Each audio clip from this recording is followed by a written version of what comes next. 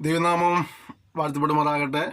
ദൈവത്തിൻ്റെ കൃപയാൽ ഇടയലേഖനങ്ങൾ എന്ന വിഷയത്തിൻ്റെ 8ാമത്തെ സെക്ഷനിൽ പ്രവേശിപ്പാൻ ദൈവമേ സഹായിച്ചതോർത്ത് ഞാൻ ദൈവത്തെ സ്തുതിക്കുന്നു, സ്തോത്രം ചെയ്യുന്നു. നിങ്ങൾക്ക് എല്ലാവർക്കും കർത്താവായ യേശു നാമത്തിൽ സ്നേഹവന്ദനങ്ങൾ അറിയിക്കുകയാണ്. കഴിഞ്ഞ നാളുകൾ നിങ്ങൾ നൽകിയ എല്ലാ പ്രോത്സാഹനത്തിനുമായിട്ട് ഞാൻ നന്ദി പറയുന്നു. ദൈവം നിങ്ങളെല്ലാവരെയും ധാരാളമായി അനുഗ്രഹിക്കുമാറാകട്ടെ. നാം കഴിഞ്ഞ സെക്ഷനിൽ തിമോഥെയോസിന് എഴുതിയ 2ാം ലേഖനത്തിൻ്റെ ഒടുവിലത്തെ അധ്യായം വരെ നമ്മൾ ധ്യാനിച്ചുകൊണ്ടിരിക്കുകയായിരുന്നു. നാം ഇന്ന് ഈ വിഷയമുള്ള ബന്ധത്തിൽ തീത്തോസിൻ്റെ ലേഖനത്തിൽ പ്രവേശിക്കുകയാണ്. തീത്തോസിൻ്റെ ലേഖനം ഏകദേശം AD 67 കരുതപ്പെടുന്നു. ഇത് നമ്മുടെ വേദപുസ്തകത്തിലെ 56ാമത്തെ പുസ്തകമാണ്. 3 അധ്യായങ്ങൾ ഇതിനകത്തുണ്ട്. 46 വാക്യങ്ങളുണ്ട്. ചോദ്യങ്ങൾ ഒന്നും തന്നെയില്ല. 45 വാക്യങ്ങൾ ചരിത്രപരമായ വാക്യങ്ങളായി കാണപ്പെടുന്നു. നിവൃത്തിയാകാത്ത ഒരു പ്രവചനവും ഇതിനകത്തുണ്ട്. ഉള്ളടക്കത്തെക്കുറിച്ച് പറയുമ്പോൾ 1 മുതൽ 4 വരെ അഭിവാദനമാണ്. 5 മുതൽ 9 വരെ മൂപ്പന്മാരുടെയും അധ്യക്ഷന്മാരുടെയും നിയമനത്തെക്കുറിച്ചുള്ള വിവരണങ്ങളാണ്. 10 മുതൽ 16 വരെ ദുരുപദേശങ്ങളെക്കുറിച്ചുള്ള മുന്നറിയിപ്പുകളാണ്. 1 മുതൽ 10 വരെ വിവിധ തരക്കാരോടുള്ള ഉപദേശം. 1 മുതൽ 11 മുതൽ 15 വരെ രക്ഷകരമായ ദൈവകൃപയെക്കുറിച്ചുള്ള വിവരണമാണ്. 1 മുതൽ 8 വരെ പൊതുവായ ഉപദേശങ്ങളും 9 മുതൽ 11 വരെ ദുരുപദേശകന്മാരെ കുറിച്ചുള്ളതായ ഉപദേശവുമാണ്. 12 മുതൽ 15 വരെ അവസാന നിർദ്ദേശങ്ങളും ഉപസംഹാരവും ആശീർവാദവും കാണാൻ കഴിയുന്നു. ഇതൊക്കെയാണ് ഈ തീത്തോസിന്റെ ഒരു ചെറിയ ഉള്ളടക്ക വിവരണം. നമുക്ക് വീണ്ടും നമ്മൾ സാധനം ചെയ്യുന്ന പോലെ തന്നെ തീത്തോസിന്റെ ലേഖനത്തിലേക്ക് പ്രവേശിക്കാം. 1-ാം അധ്യായം 1-ാം വാക്യം. നമ്മുടെ രക്ഷിതാവായ ദൈവത്തിൻ്റെ കൽപ്പന പ്രകാരം എന്നെ ഭരമേൽപ്പിച്ച പ്രസംഗത്താൽ തക്ക സമയത്ത് എൻ്റെ വചനം വെളിപ്പെടുത്തിയ ബോഷ്കില്ലാത്ത ദൈവം സകലകാലത്തിന് മുമ്പേ വാഗ്ദത്തം ചെയ്ത നിത്യജീവന്റെ പ്രത്യാശഗതമായി തൻ്റെ വ്രതന്മാരുടെ വിശ്വാസത്തിനും ഭക്തിക്കും അനുസാരമായ സത്യത്തിൻ്റെ പരിജ്ഞാനത്തിനുമായി ദൈവത്തിൻ്റെ ദാസനും യേശു ക്രിസ്തുവിൻ്റെ അപ്പോസ്തലനായ പൗലോസ് പൊതുവിശ്വാസത്തിൽ നിജപുത്രനായ തീത്തോസിന് എഴുതുന്നത്. മഹാരാജലാശം കൂടിപ്പോയില്ലേ? എന്താ പറഞ്ഞത്? നമ്മുടെ രക്ഷിതാവായ ദൈവത്തിൻ്റെ കൽപ്പന പ്രകാരം. അപ്പോൾ പൗലോസ് പറയാം, ഞാൻ ഈ ശുശ്രൂഷ ചെയ്യുന്നതൊക്കെ ഉണ്ടല്ലോ ചുമ്മാ ചെയ്യുന്നതല്ല. ആരെങ്കിലും എന്നെ എന്ന് പറഞ്ഞുകൊണ്ട് എൻ്റെ പേരിലോ അല്ലെങ്കിൽ എനിക്കൊരു ഉൾവിളി തോന്നിയിട്ടൊന്നുമല്ല. പിന്നെ എന്താണ്? ദൈവത്തിൻ്റെ കൽപ്പന പ്രകാരമാണ് ഞാൻ അത് ചെയ്യുന്നത്. ദാസന്മാരെ നമ്മൾ ചെയ്യുന്ന ഓരോ ശുശ്രൂഷയും തമ്പുരാൻ്റെ കൽപ്പന പ്രകാരമാണ്. അതുകൊണ്ട് വേറെ ആരോടും ഒന്നും സങ്കടം വരാനുമില്ല, കണക്ക് വരാനുമില്ല. കാരണം എന്താണ്? ദൈവമാണ് നമ്മെ ഇത് ഏൽപ്പിച്ചത്. അതുകൊണ്ട് സങ്കടമൊക്കെ ദൈവത്തിന് പറഞ്ഞാൽ മതി, കണക്ക് ദൈവത്തിന് പറഞ്ഞാൽ മതി, അല്ലേ? ദൈവം നമ്മെ ഏൽപ്പിച്ചതാ. അടുത്തതാണ് ദൈവത്തിൻ്റെ കൽപ്പന പ്രകാരം എന്നെ പരിമേൽപ്പിച്ചതാണ് പ്രസംഗത്താൽ. ഈ സാധാരണ ആൾക്കാർ പറയും ആർക്കും പ്രസംഗിക്കാൻ പറ്റുമെന്ന് പറയാറുണ്ട്. ഞാൻ നോക്കിയിട്ട് അത് എളുപ്പമുള്ള കാര്യമൊന്നുമല്ല. എല്ലാവർക്കും ഒന്നും പ്രസംഗം കഴിയുമൊന്നുമില്ല. വെറുതെ പറയുക. 4 പേരെ കാണാൻ മുട്ടിടിച്ച് ഇരിക്കുന്ന ആളുകളെ കണ്ടിട്ടുണ്ട്. 2-3 മണിക്കൂർ പ്രസംഗിക്കാനുള്ള ദൂതുമായിട്ട് ഒരുങ്ങി ചെന്നിട്ട് 5 മിനിറ്റ് കൊണ്ട് ദൂത് കഴിയുന്ന ആളുകളെ കണ്ടിട്ടുണ്ട്. അപ്പോൾ അത് എളുപ്പമുള്ള കാര്യമല്ല. പക്ഷെ ഇത് കർത്താവ് ചിലരെ ഭരമേൽപ്പിച്ചിരിക്കുക. അവിടുന്ന് പറഞ്ഞുകൊണ്ടേ ഇരിക്കുക. ലോകത്തിൻ്റെ നാനാഭാഗങ്ങളിലായി വേദികളിൽ നിന്ന് വേദികളിലേക്ക് ഓടി കടന്ന് ദൈവം പ്രസംഗിക്കുന്ന ദൈവത്തിൻ്റെ അഭിഷക്തന്മാർക്കായി ഞാൻ സ്തോത്രം ചെയ്യുകയാണ്. കാരണം എന്താണ്? അവരുടെ കർത്താവ് പ്രസംഗിക്കാൻ ഭാരമേൽപ്പിച്ചിരിക്കുക. അല്ലെങ്കിൽ കുറേ പേര് രോഗികളായ ആളുകളുണ്ട്, ശാരീരികമായ ക്ഷീണാവസ്ഥയിലുള്ള ആളുകളുണ്ട്, സാമ്പത്തിക ബുദ്ധിമുട്ട് അനുഭവിക്കുന്ന ആളുകളുണ്ട്. പല നിലകളിൽ ശുശ്രൂഷ ബന്ധത്തിൽ വെല്ലുവിളികളും ഭീഷണികളും എതിർപ്പുകളും അനുഭവിക്കുന്ന ആളുകളുണ്ട്. നിന്ദിക്കപ്പെടുന്നവരും പരിഹസിക്കപ്പെടുന്നവരും ഉപദ്രവിക്കപ്പെടുന്നവരും അവഗണിക്കപ്പെടുന്നവരുണ്ട്. പക്ഷേ കർത്താവ് ശുശ്രൂഷ അവരുടെ പക്കൽ ഭാരമേൽപ്പിച്ചതുകൊണ്ട് അവരിതിനെ ഒന്നും വകവയ്ക്കാതെ ഓടി നടന്ന് കർത്താവിന്റെ നാമത്തിന് വേണ്ടി ഇത് പ്രസംഗിച്ചുകൊണ്ടിരിക്കുക. ആവോളം എല്ലാവരുടെ അടുക്കളേക്കും ദൈവം എത്തിക്കാൻ വേണ്ടി അവർ ഉത്സാഹിക്കുമ്പോൾ, അവരോടി അധ്വാനിക്കുമ്പോൾ, എൻ്റെ പൊന്നു കൂടപ്പുറപ്പുകളെ, നിങ്ങളെ ശുശ്രൂഷന്മാരെ ഓർത്ത് പ്രാർത്ഥിക്കുവാനെങ്കിൽ നിങ്ങൾ സമയം മെനക്കണം. അത് പ്രോത്സാഹിപ്പിക്കണം. അവരെ ഓർത്ത് ഒരു മിനിറ്റെങ്കിലും പ്രാർത്ഥിക്കണം. കർത്താവേ, ആ ദൈവം പറയുന്ന ആദിവാസിനെ ഓർത്ത് സ്തുതിക്കുന്നു. അത് കർത്താവ് പിന്നെയും ബലപ്പെടുത്തണമേ.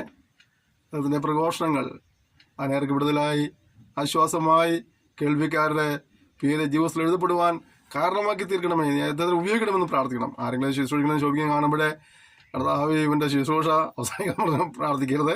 അവർ കർത്താവ് അനുഗ്രഹിക്കാനായ ദിവസങ്ങളിൽ പ്രാർത്ഥിക്കുക. ഓക്കെ, ഇവിടെ പറയുന്നത് എന്നെ പരമേൽപ്പിച്ച പ്രസംഗത്താൽ തക്ക സമയത്ത് തന്നെ വചനം വെളിപ്പെടുത്തിയ ബോഷ്കില്ലാത്ത ദൈവം ഉണ്ടോ.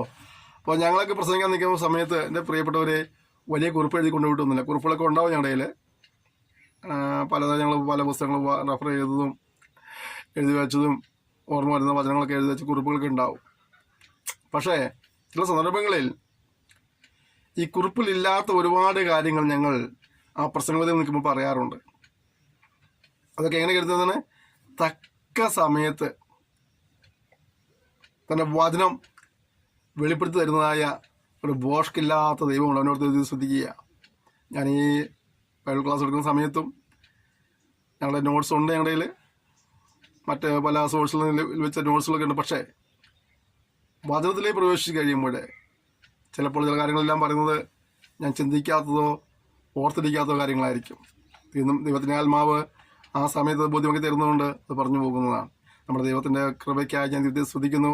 അതേ പ്രസംഗകരായ അഭിഷിക്തന്മാർക്ക് തക്ക സമയത്ത് വേണ്ടതായ കാര്യങ്ങളെ വെളിപ്പെടുത്തി കൊടുത്തവർ ശുശ്രൂഷയെ അനുഗ്രഹിക്കുന്ന ദൈവത്തിനെ സ്തോത്രം ചെയ്യുകയാണ്. അത് അനേർക്ക് വിടുതലും അനുഗ്രഹമായി തീരുന്നല്ലോ. സകലകാലത്തിന് മുമ്പേ വാഗ്ദത്തം നിത്യജീവന്റെ പ്രത്യാശഹേതുവായി തന്റെ വൃദ്ധന്മാരുടെ വിശ്വാസത്തിനും ഭക്തിക്കനുസൃതമായ സത്യത്തിന്റെ പരിജ്ഞാനത്തിനുമായി. അപ്പം ഞങ്ങളുടെ ശുശ്രൂഷയൊക്കെ അനേക രക്ഷയ്ക്കാണെന്ന് മനസ്സിലാക്കുക. നിത്യജീവന്റെ പ്രത്യാശഹേതുവായിട്ടാണ്, അതായത് വിശ്വാസത്തിന് ഉറപ്പിന് വേണ്ടിയിട്ടാണ്, ഞങ്ങളുടെ ഭക്തിയുടെ വളർച്ചയ്ക്ക് വേണ്ടിയാണ് ഈ ശുശ്രൂഷകളെല്ലാം തന്നെ. നമ്മുടെ ശുശ്രൂഷകളെല്ലാം അപ്രകാരമായിരിക്കട്ടെ. ഞാൻ എന്തിനാണ് ശുശ്രൂഷിക്കുന്നത്? ഞാൻ ആരോടും പ്രസംഗം ചിന്തിച്ച് നിരാശപ്പെട്ടു പോകരുത്.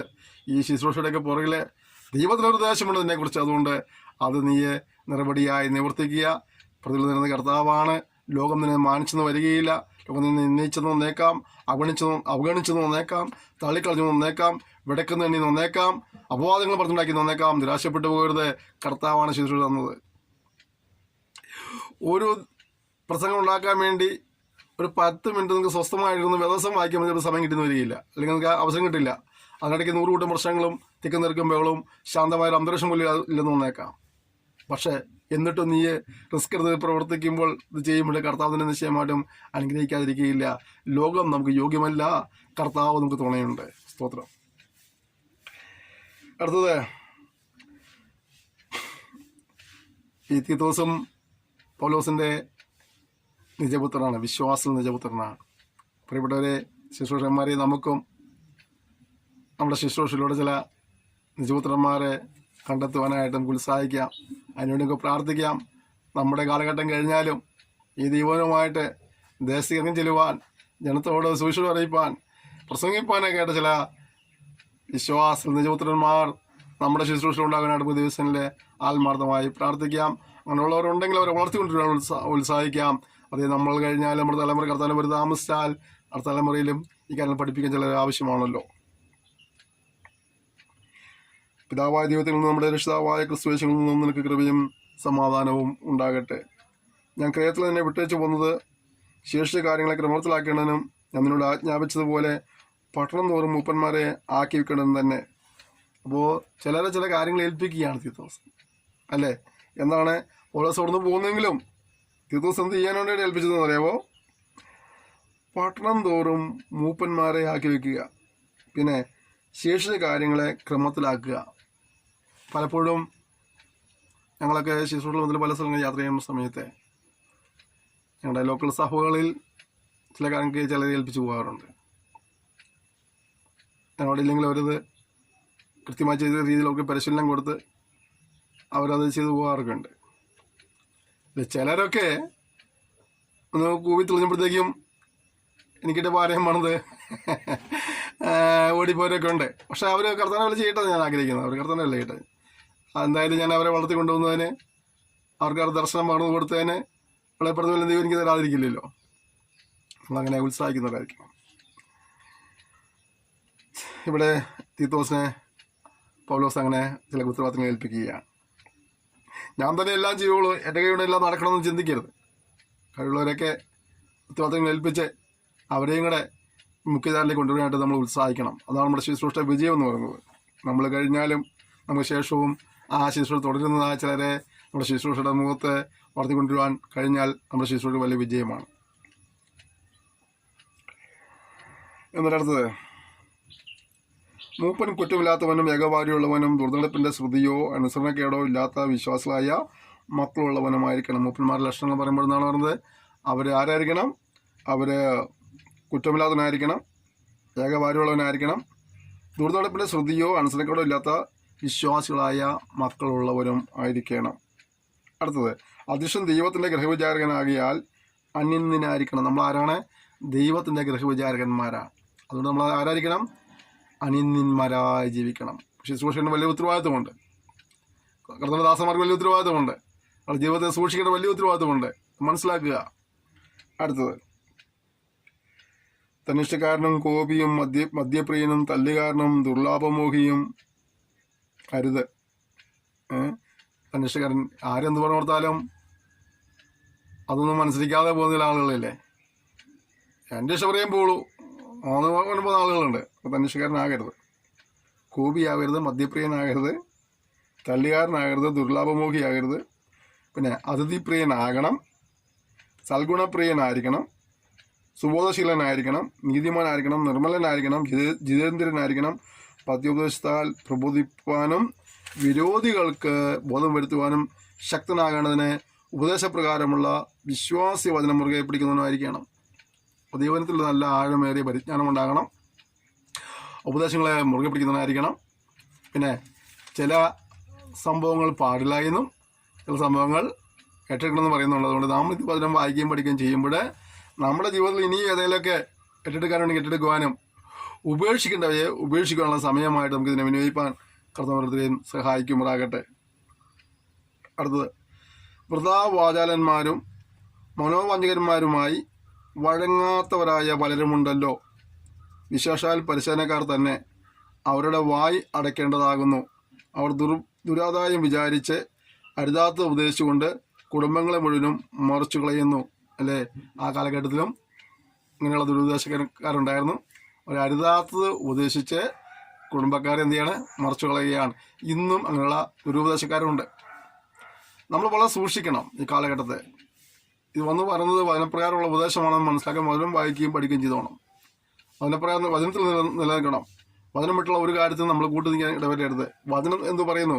രാവിലെ ദൈവമക്കൾ ചെയ്തതുപോലെ പ്രസംഗം കേട്ടു നല്ല കാര്യമാണ്, പക്ഷേ ദൈവവചനത്തിൽ എന്താണ് പറയുന്നതെന്ന് ശാന്തമായി മനസ്സിലാക്കുവാൻ കഴിയണം. ഓക്കെ, അടുത്തത്,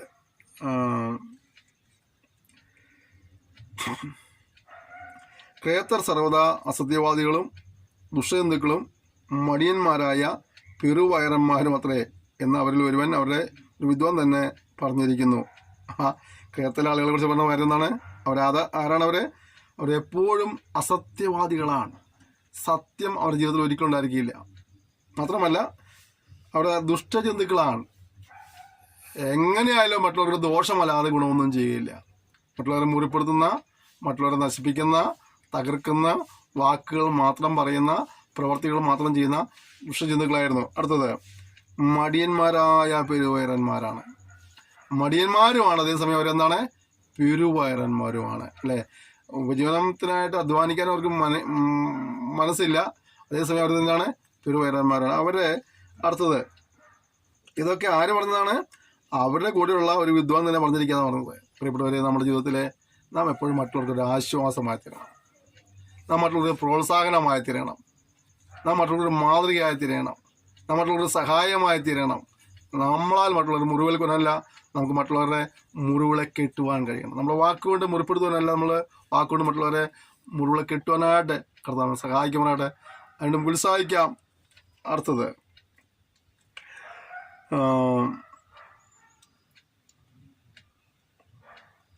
ഈ സാക്ഷ്യം നേർ തന്നെ. അത് നിമിത്തം അവർ വിശ്വാസത്തിൽ ആരോഗ്യമുള്ളവരായി തീരേണ്ടതിനും യഹൂദ കഥകളെയും സത്യമിട്ടകലുന്ന മനുഷ്യരുടെ കൽപ്പനകളെയും ശ്രദ്ധിക്കാതിരിക്കേണ്ടതിനും അവരെ കഠിനമായി ശാസിക്കുക. ഇങ്ങനെയുള്ള ആളുകൾ സഭയിലുണ്ടാകുമ്പോൾ അവർ എന്ത് ചെയ്യണം? കഠിനമായി ശാസിക്കണം. എന്തിനാ ശാസിക്കേണ്ടതിൻ്റെ എന്താ കാര്യം എന്താണ്? അവർ വിശ്വാസത്തിൽ ആരോഗ്യമുള്ളവരായി തീരേണ്ടതായിട്ട്. ദുഷ്ടജന്തുക്കളായുള്ള, മുറിപ്പെടുത്തുന്ന, ദോഷം ചെയ്യുന്ന, ദോഷം സംസാരിക്കുന്ന, ദോഷം പ്രവർത്തിക്കുന്ന ആളുകളൊക്കെ ഉണ്ടാവും നമ്മുടെ സഭയിലും. എല്ലാവരൊന്നും 100% വിശുദ്ധന്മാരൊന്നും അല്ലല്ലോ സഭയ്ക്കകത്തുള്ളവർ. അല്ലേ? അപ്പോൾ അങ്ങനെയുള്ള നമ്മൾ എന്ത് ചെയ്യണം? ആ ഒരു വിശ്വാസത്തിൽ ആരോഗ്യമുള്ളവരായി തീരണനായിട്ട്, മാത്രമല്ല യഹൂദ കഥകളെയും സത്യമുട്ടകളുന്ന മനുഷ്യരുടെ കൽപ്പനകളെയും ശ്രദ്ധിക്കാതിരിക്കണതിനും അവരെ കഠിനമായി ശാസിക്കണം. ശുശ്രൂഷകൻ്റെ അധികാരം ഉപയോഗിക്കുന്നത് ഇങ്ങനെയുള്ള തലങ്ങളിലാണ്. വചനം ശക്തമായി ഒരു കാര്യം പറയാം, ഇങ്ങനെയുള്ളവന്മാരൊക്കെ ഉപദേശിക്കാൻ പോകുമ്പോൾ അവന്മാരിൽ പലരും അതനുസരിച്ച് കീഴ്പ്പെടുന്നു തോന്നുകയില്ല. ചിലരൊക്കെ അതിനെതിരെ പ്രശ്നമൊക്കെ ഉണ്ടാക്കി തോന്നേക്കാം. പക്ഷേ നാം നമ്മുടെ ശുശ്രൂഷ ചെയ്യുക, നമ്മളെ ഏൽപ്പിച്ച ശുശ്രൂഷ ആയതുകൊണ്ട് നമ്മളതിന് പങ്കും വരുത്താതെ ചെയ്യുക എന്നുള്ളതാണ് ഒരു ശുശ്രൂഷകൻ്റെ ഉത്തരവാദിത്വം. ഇന്നത്തെ വിശ്വാസിയാണ് നാളത്തെ ഉപദേശി. അതുകൊണ്ട് നിങ്ങളും വിശ്വാസികളെ ശ്രദ്ധിക്കേണ്ട കാര്യമാണ്. നാളെ കർത്താവിൻ്റെ വിളി ഉണ്ടായി, കർത്താവിൻ്റെ ദർശനപ്രകാരം കർത്താവ് ജീവനായിട്ട് ഇറങ്ങിത്തിരിക്കുമ്പോൾ ഇങ്ങനെയുള്ള ചില കാര്യങ്ങളൂടെ അതിൻ്റെ പുറകെ ഉണ്ടെന്ന് മനസ്സിലാക്കിക്കൊണ്ട് ആ തലങ്ങളെയും കൂടെ ക്രമപ്പെടുത്തുവാനായിട്ട് കർത്താവ് നമ്മോരുത്തരെയും സഹായിക്കുമാറാകട്ടെ. ശുദ്ധിയുള്ളവർക്കെല്ലാം ശുദ്ധം തന്നെ, എന്നാൽ മലിനന്മാർക്കും അവിശ്വാസികൾക്കും ഒന്നും ശുദ്ധമല്ല. അവരുടെ ചിത്തവും മനസാക്ഷിയും മലിനമായി തീർന്നിരിക്കുന്നു. അപ്പോൾ ദൈവസഭയ്ക്കകത്ത് രണ്ട് കൂട്ടരുണ്ടെന്ന് നമ്മൾ മനസ്സിലാക്കണം, അല്ലേ? രക്ഷിക്കപ്പെട്ടവരാണ്, സ്നാനപ്പെട്ടവരാണ്, അഭിഷേകം പ്രാപിച്ചവരാണ്. ഇതെല്ലാം വാസ്തവമായിരിക്കുമ്പോൾ തന്നെ ചിലതൊക്കെ അതിനകത്ത് എന്തുകൊണ്ട് ഈ പേരുള്ള ഗ്രൂപ്പിൽ ചിലത് വന്നു പോയിട്ടുണ്ട്. അത് നമ്മൾ തിരിച്ചറിയാൻ കഴിയണം. നമ്മൾ തന്നെ സൂക്ഷിക്കുക, അല്ലേ? കർത്താവ് പറഞ്ഞില്ലേ, അനീതി ഇനി അനീതി ചെയ്യട്ടെ, അഴുക്കാടട്ടെ, വിശുദ്ധൻ തന്നെത്താൻ വിശദീകരിക്കട്ടെ. മറ്റുള്ളവർ അങ്ങനെ ചെയ്യുന്നതുകൊണ്ട് അങ്ങനെ നിരാശപ്പെട്ടിരിക്കുകയൊന്നും വേണ്ട. നമ്മുടെ ഉത്തരവാദിത്വം നമ്മൾ തന്നെ സൂക്ഷിക്കുക എന്നുള്ളതാണ്.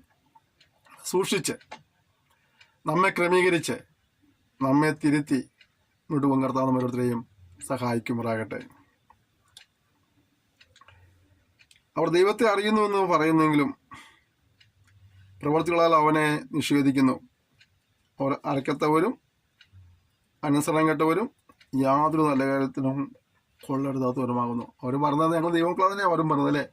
ദൈവവിശ്വാസമാണെന്നാണ് പറഞ്ഞത്, ദൈവജനമാണെന്നാണ് പറഞ്ഞത്. പക്ഷെ അവരെന്താണ്? അവർ ദൈവത്തെ അറിയുന്നെന്ന് പറയുന്നെങ്കിലും പ്രവൃത്തികളാൽ അവനെ നിഷേധിക്കുകയാണ്. ഒരു വളരെ വലിയ ഉത്തരവാദിത്വം നമുക്കുണ്ട്. എന്താണ് ഉത്തരവാദിത്വം? നാം ദൈവജനമെന്ന് പറയുമ്പോൾ തന്നെ ദൈവത്തെ നിഷേധിക്കുന്നവരായി തീരരുത്. പ്രവർത്തികളാൽ ഒരിക്കലും നിഷേധിക്കരുത്. വാക്കുകളാൽ നാം സ്തുതിക്കുകയും പ്രവർത്തികളാൽ നിഷേധിക്കുകയും ചെയ്താൽ ഇതിൽ പരം മണ്ടത്തരം വേറെ ഒന്നുമില്ല. അതുകൊണ്ട് വളരെ ജീവിതത്തിൽ വളരെ സൂക്ഷിക്കുക പ്രിയപ്പെട്ടവരെ. വിശ്വാസികളും ശുശ്രൂഷന്മാരും സൂക്ഷിക്കുന്ന കാര്യമാണെന്നാണ്. ദൈവത്തെ അറിയുന്നു പറയുകയും അതേ സമയം തന്നെ പ്രവർത്തികളാൽ ദൈവത്തെ നിഷേധിക്കുകയും ചെയ്യുന്ന ഒരു അനുഭവത്തിൽ ഒരിക്കലും വരാതിരിക്കാൻ നമ്മൾ സൂക്ഷിക്കേണ്ടിയിരിക്കുന്നു. മാത്രമല്ല അവരെ ആരൊക്കെയാണ്? അവരെ അറക്കത്തക്കവരാണ്, അനുസരണം കെട്ടവരാണ്, യാതൊരു നല്ല കാര്യത്തിനും കൊള്ളരുതാത്തവരാണ്. അങ്ങനെ ചില ആളുകളില്ലേ, ഒരു ഉപകാരം ഒരാൾക്കും ചെയ്യില്ല, ഒരു നന്മയും ചെയ്യില്ല, ഒരു നല്ല വാക്കും പറയില്ല, പ്രോത്സാഹന വാക്കും പറയില്ല, എന്തിനും തടസ്സം, എന്തിനും പ്രതിബന്ധം, എന്തിനും അങ്ങനെയൊക്കെ ചില ആളുകളില്ലേ. ഒരു നല്ല കാര്യത്തിനും ഉപയോഗിക്കാൻ കഴിയില്ല, ഒരു നല്ല കാര്യത്തിനും. നമ്മളിപ്പോൾ ചോദിക്കുന്നത് എന്ത് സൃഷ്ടിയാണെന്ന് ചിന്തിച്ച് പോകാറുണ്ട്. അപ്പം ഞാനത് പറയുമ്പോൾ നിങ്ങളുടെ മനസ്സിൽ ചിലരെ ആരെങ്കിലും പേർക്ക് ഓർമ്മ ഒന്നുമില്ലേ? അങ്ങനെയുള്ള ചില ആളുകളെ അതെല്ലായിടത്തും ഉണ്ടെന്ന് ഞാൻ പറഞ്ഞത്. നമ്മളങ്ങനെ ആയിത്തീരരുത്. നമ്മളെ കഴിയുന്ന നന്മകളെ ചെയ്യുവാൻ ഉത്സാഹമുള്ളവരായിരിക്കണം. നമ്മൾ മറ്റുള്ളവരെ ആശ്വസിപ്പിക്കാനായിട്ട് ഉത്സാഹമുള്ളവരായിരിക്കണം. നമ്മൾ മറ്റുള്ളവരെ പ്രോത്സാഹിപ്പിക്കാനായിട്ട് ഉത്സാഹമുള്ളവരായിരിക്കണം. നമ്മൾ മറ്റുള്ളവരെ വളർത്തിക്കൊണ്ടുവരുവാൻ ഉത്സാഹമുള്ളവരായിരിക്കണം. നമ്മൾ ആ വചനങ്ങളൊക്കെ വായിച്ച് പഠിക്കുമ്പോൾ ഈ ഉപദേശത്തിന് വഴങ്ങാത്ത ആളുകൾ, അല്ലെ, ഉപകാരമില്ലാത്തവർ, നല്ല കാര്യം ചെയ്യാത്തവർ, അല്ലേ, ദുരാദായം വിചാരിക്കുന്നവർ, അങ്ങനെയൊക്കെ പല നിലകളുടെ കാര്യം അവിടെ പറയുന്നുണ്ട്. അതൊക്കെ നമ്മളുടെ ജീവിതത്തിൽ നമുക്കൊന്ന് കാണണം. നമുക്ക് തിരുത്തലുകൾ ആവശ്യമാണെങ്കിൽ തിരുത്തുവാനായിട്ട് നമുക്ക് ഈ വചനപഠനം എല്ലാം ഉപയോഗിക്കാൻ പ്രിയപ്പെട്ടവരെ. ഒരു തിരുത്തലിന് വേണ്ടി നമ്മെ ഏൽപ്പിച്ചു കൊടുക്കാം. ഒരു പുതിയ സമർപ്പണത്തോടെ, ഒരു പുതിയ ക്രമീകരണത്തോടെ, ഒരു നവീകരണത്തിലേക്ക് വരുവാനെ കർത്താവേ അവർ സഹായിക്കുമാറാകട്ടെ. അടുത്തത്, നീയോ പത്യോപദേശത്തിന് ചേരുന്നത് പ്രസ്താവിക്കുക. നീ ഉപദേശം പഠിച്ചിട്ടുണ്ടെങ്കിൽ നീ എന്ത് ചെയ്യണം? അതിൻ്റെ യോജ്യമായ രീതിയിലുള്ള പ്രവർത്തികളും സംസാരവും നിൻ്റെ മക്കളുണ്ടാകണം. ഞാൻ സൂചിപ്പിക്കുന്ന പോലെ ഞാൻ അടക്കമുള്ള ശുശ്രൂഷന്മാരോട് പറയുന്നത്, നമ്മുടെ പ്രസംഗം മാത്രമല്ല ആളുകൾ ശ്രദ്ധിക്കുന്നത്, നമ്മുടെ ജീവിതവും ശ്രദ്ധിക്കുന്നുണ്ട്. നമ്മുടെ അയൽവാസികൾ, നമ്മുടെ ദേശവാസികൾ, നമ്മുടെ സഭയിലെ വിശ്വാസികൾ, നമ്മുടെ കൂട്ടുപ്രവർത്തകർ, നമ്മുടെ മേലധികാരികൾ ഒക്കെ നമ്മുടെ ഈ പ്രസംഗത്തെ അല്ലെങ്കിൽ നമ്മുടെ ശുശ്രൂഷയെ മാത്രമല്ല നോക്കുന്നത്, നമ്മുടെ ജീവിതത്തിലൂടെ പരിശോധിക്കുന്നുണ്ട്. ഇത് രണ്ടും കൂടെ ഒത്തുപോകണം. രണ്ടും കൂടെ ഒത്തുപോലും വലിയ വിഷയമാണ്. ഇതൊരു പക്ഷിയുടെ ചിറക് പോലെയാണ്. ഒരു പക്ഷിക്ക് പറക്കാൻ 2 ചിറക് ആവശ്യം അല്ലേ? ഒരു ചിറക് കൊണ്ട് ഒപ്പം ഇവർക്ക് എളുപ്പമുള്ള കാര്യമല്ല. ഇത് ബാലൻസ് ചെയ്ത് പോകാൻ വളരെ ഉത്തരവാദിത്വം നമുക്കുണ്ട്. നമ്മൾ പറയുന്ന, നമ്മൾ പഠിച്ച, നമ്മൾ പഠിപ്പിക്കുന്ന ആ വചനത്തോട് നീതി പുലർത്തിക്കൊണ്ട് വേണം നമ്മുടെ ജീവിതത്തെ നിയന്ത്രിക്കാനായിട്ട്. രണ്ട് വഴിക്ക് പോകരുത്. നീയോ പത്യോപദേശത്തിന് ചേരുന്നത് പ്രസ്താവിക്കുക. എന്നിട്ട് നീ ഓരോ ഗ്രൂപ്പിൽപ്പെട്ട ആളുകളും അവർ ചെയ്യേണ്ട കാര്യങ്ങളെക്കുറിച്ച് പറയുക. വൃദ്ധന്മാർ നിർമ്മതവും ഗൗരവവും സുബോധവും ഉള്ളവരും വിശ്വാസത്തിലും സ്നേഹത്തിലും സഹിഷ്ണുതയിലും ആരോഗ്യമുള്ളവരും ആയിരിക്കണം. വൃദ്ധന്മാരെ നമുക്കറിയാം. വൃദ്ധന്മാരെ എന്ന് പറയുമ്പോൾ കുറച്ച് പ്രായമൊക്കെ ആയി കഴിയുമ്പോൾ ശരീരം ക്ഷീണിച്ചു, ആരോഗ്യപരമായിട്ട് കുറച്ച് ക്ഷീണമൊക്കെ ഉണ്ടാവും. പക്ഷേ ആരോഗ്യപരമായിട്ട് ക്ഷീണമുണ്ടായാൽ പോലും വിശ്വാസത്തിലും സ്നേഹത്തിലും സഹിഷ്ണുതയിലും ആരോഗ്യമുള്ളവരായിരിക്കണം. പ്രായമാകുമ്പോൾ ലേശം ദേഷ്യം കൂടും. കാരണം ഈ പ്രഷറൊക്കെ ഉണ്ടാക്കി അടുത്ത് ദേഷ്യം കൂടുന്നാണ് പറഞ്ഞത്. പക്ഷേ നിർമ്മതവും ഗൗരവവും സുബോധവും ഉള്ളവരും ആയിരിക്കണം എന്നകർത്ത വചനം പറയുന്നത്. പ്രിയപ്പെട്ടവരെ, അപ്പച്ചന്മാരോടൊക്കെ അവർ ഉപദേശിക്കുവാൻ നിങ്ങളവർക്ക് പ്രായമുണ്ട്, അവർക്ക് അനുഭവങ്ങളുണ്ട്, അനുഭവ സമ്പത്ത് കൊണ്ട് അവർ വളരെ സമ്പന്നരാണ്. എങ്കിലും ഈ വാർദ്ധക്യ കാലഘട്ടത്തിൽ ജീവിതത്തിൽ നിന്ന് സൂക്ഷിക്കുവാനായിട്ട് ഒന്ന് പരിശോധിക്കുവാൻ കഴിഞ്ഞ 60 കൊല്ലമോ 70 കൊല്ലമോ 80 കൊല്ലമോ ഒക്കെ ജീവിച്ചു, 90 കൊല്ലമൊക്കെ ജീവിച്ചു. ഇന്നും കർത്താവ് ആയുസ്സും അറിവ് തന്നിരിക്കുകയാണ്. കർത്താവ് നമുക്കിപ്പോഴും ആയുസ് തന്നിട്ടുണ്ട്. അവിടെ കഴിഞ്ഞ ജീവിതത്തിൽ നിന്ന് പരിശോധിച്ച് ഏതെങ്കിലും നിലയിൽ ഇനിയും ഒരു ക്രമീകരണം ആവശ്യമാണെങ്കിൽ അതും കൂടെ ക്രമപ്പെടുത്തിക്കൊണ്ട് മുന്നോട്ട് പോകാനായിട്ട് കർത്താവ് പ്രിയപിതാക്കന്മാരെ സഹായിക്കട്ടെ. നമ്മൾ ഓരോരുത്തരും സൂക്ഷിക്കേണ്ട കാര്യമാണ്. അവിടെ വൃദ്ധന്മാരെ കുറിച്ച് പറഞ്ഞതിൻ്റെ പേരിൽ വൃദ്ധന്മാരെ കുറിച്ച് ചിലവായിട്ട് പറഞ്ഞു മാത്രമേ ഉള്ളൂ. അതുപോലെ വൃദ്ധന്മാരും ഇങ്ങനെ തന്നെ നടപ്പിൽ പവിത്രയോഗ്യമാരും ഏഷണി പറയാത്തവരും വീഞ്ഞിന് അടിമപ്പെടാത്തവരുമായിരിക്കണമെന്നും ദൈവവചനം ദുഷിക്കപ്പെടാതിരിക്കണന് യൗവനക്കാർത്തികളെ ഭർത്തൃപ്രിയന്മാരും പുത്രപ്രിയന്മാരും സുബോധവും പാതിവൃത്യമുള്ളവരും വീട്ടുകാരും നോക്കുന്നവരും ദയയുള്ളവരും ഭർത്താക്കന്മാർക്ക് കീഴ്പ്പെടുന്നവരുമായിരിക്കാൻ ശീലിപ്പിക്കേണ്ടതിന് നന്മ ഉപദേശിക്കുന്നവരുമായിരിക്കണമെന്ന് പ്രബോധിപ്പിക്കുക. അപ്പോൾ അതുപോലെ വൃദ്ധകളായ മാതാക്കളോടുമുണ്ട് ഒരു ഉപദേശം. അവരെയും ചെയ്തിട്ടില്ല, ഇന്ന് ഒഴിവാക്കിയിട്ടില്ല. പിതാക്കന്മാരെ ചില കാര്യങ്ങൾ ഓർമ്മിപ്പിക്കുന്നത് തന്നെ വൃദ്ധകളായ മാതാക്കളെ ചില കാര്യങ്ങൾ ഓർമ്മിപ്പിക്കുകയാണ്. അവരെന്തൊക്കെ ചെയ്യേണ്ടത്? നടപ്പിൽ പവിത്രയോഗ്യന്മാരായിരിക്കണം. നടപ്പിലൊരു പവിത്രത ഉണ്ടാകണം. ഏഷണി പരതരായിരിക്കണം. സാധാരണ സൗകര്യമാർക്കുള്ള ചെറിയൊരു വീക്ക്നെസ്സാണ് ഈ ഏഷണി പറയുക എന്നുള്ളത്, അല്ലേ? ഒരു കാര്യം കേട്ട് കഴിഞ്ഞാൽ അപ്പുറത്ത് പോയി പറഞ്ഞില്ലെങ്കിൽ യാതൊരു ഉറക്കമില്ലാത്ത ആൾക്കാരുണ്ട്. ഒരു 4 പേരോടെങ്കിലും പറഞ്ഞില്ലെങ്കിൽ അവർക്ക് ഉറക്കം വരില്ല. ഒരാളെ കുറിച്ചൊരു കാര്യം പറഞ്ഞു, വളരെ രഹസ്യമായി സൂക്ഷിക്കുന്ന കാര്യമായിരിക്കും, പക്ഷെ അത് അപ്പുറം പോയി 4 പേര് പറഞ്ഞു. അപ്പോൾ ഏഷണി പറഞ്ഞതൊന്നും പിന്നെ പ്രകാരം ശരിയല്ല. ഏഷണി പറയാത്തവരായിരിക്കണം. അടുത്തതെന്താണ്? വീഞ്ഞിനെ അടിമപ്പെടാത്തവരായിരിക്കണം. പിന്നെ ദൈവനം ദുഷിക്കപ്പെടാതിരിക്കണതിന് ഈ യൗവനക്കാർത്തികളായ സഹോദരിമാരെ, ചെറുപ്പക്കാരുള്ള സഹോദരിമാരെ അവർ ഭർത്താക്കന്മാർക്ക് ഇഷ്ടമുള്ളവരായിത്തീരണം, മക്കളെ സ്നേഹിക്കുന്നവരായിത്തീരണം, സുബോധവും പാതിവൃത്യമുള്ളവരായിരിക്കണം, വീട്ടുകാർ നോക്കുന്നവരായിരിക്കണം, ദയവുള്ളവരായിരിക്കണം, ഭർത്താക്കന്മാർക്ക് കീഴ്പ്പെട്ട് ജീവിക്കാനൊക്കെയുള്ള കാര്യങ്ങളൊക്കെ ഈ മുതിർന്ന മാതാക്കളാണ് ചെറുപ്പക്കാരായ സൗകര്യമാർക്ക് പറഞ്ഞു കൊടുക്കേണ്ടത്. അപ്പോൾ ചെറുപ്പക്കാരിയായ സൗകര്യമാരെ വിവാഹം കഴിഞ്ഞ് വരുന്നതായ നമ്മുടെ സഭയിലെ കുടുംബങ്ങൾ വരുന്ന സൗകര്യമാരെ ഈ പ്രായമുള്ള മാതാക്കളാണ് എന്ത് ചെയ്യേണ്ടത്?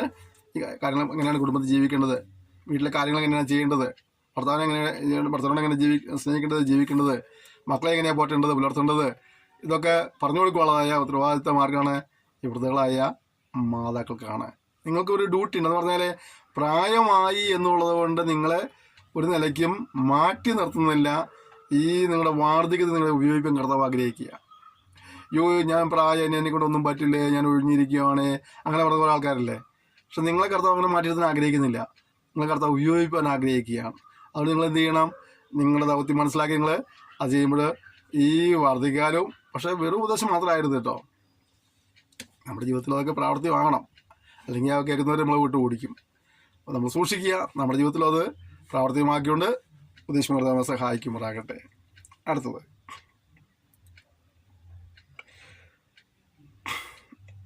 നന്മ ഉപദേശിക്കുന്നവരായിരിക്കണം എന്നും പ്രബോധിക്കുന്നു. അവർ നമ്മൾ ഉപദേശങ്ങൾ എന്തായിരിക്കണം? നന്മയായിരിക്കും ലക്ഷ്യം. ഒരാളെ വളർച്ചയായിരിക്കണം. നശിപ്പിക്കാൻ വേണ്ടിയുള്ളത് തന്നെ താഴ്ത്തി കിട്ടുവാനോ ഇടിച്ചു കിട്ടുവാനോ ഉള്ളതല്ല, നന്മയായിരിക്കണം. നന്മയാണ് ഉദ്ദേശിക്കേണ്ടത്. അവന് യൗവനക്കാരെയും സുബോധമുള്ളവരായിരിക്കാൻ പ്രബോധിപ്പിക്കുക. അപ്പോൾ പിന്നെയും യൗവനക്കാരെ എന്ത് ചെയ്യണം? സുബോധമുള്ളവർ. ഇന്ന് യൗവനക്കാർക്ക് എന്തില്ലാത്തത്? സുബോധമാണില്ലാത്തത്. സുബോധമില്ലാത്തുള്ള ദൈവത്തിൽ നടന്നു പോകുന്നു. സുബോധമില്ലാത്തവർ മാതാപിതാക്കൾക്കെതിരായി ചിന്തിക്കുന്നു, സംസാരിക്കുന്നു, പ്രവർത്തിക്കുന്നു, അനുസരണക്കേട് കാണിക്കുന്നു. ഒരു റോഡിലൂടെ വാഹനം ഓടിക്കാൻ പോലും അതിനൊരു വ്യവസ്ഥകളുണ്ട്. പക്ഷേ ഈ സുബോധം കെട്ടവർ പോയിട്ട് എന്താണ്? വിവരം കെട്ട രീതിയിൽ ഓടിക്കുന്നുണ്ട്. അവനും ചാവുന്നു, മറ്റുള്ളവരെയും കൊല്ലുന്നു. അല്ലേ? നമുക്കറിയാം, നമ്മുടെ തെരുവിലൊക്കെ നമ്മുടെ കാര്യങ്ങൾ നമുക്കറിയാം. ഏതെങ്കിലും ഒരു ഭ്രാന്തൻ ഒരു വണ്ടി വെളിവെട്ട രീതിയിൽ ഓടിച്ചു വന്നിട്ട് അവനും ചാവുന്നു, മറ്റുള്ളവരെയും കൊല്ലുന്ന അനുഭവങ്ങൾ എത്രയോ നമുക്ക് കാണുന്നു.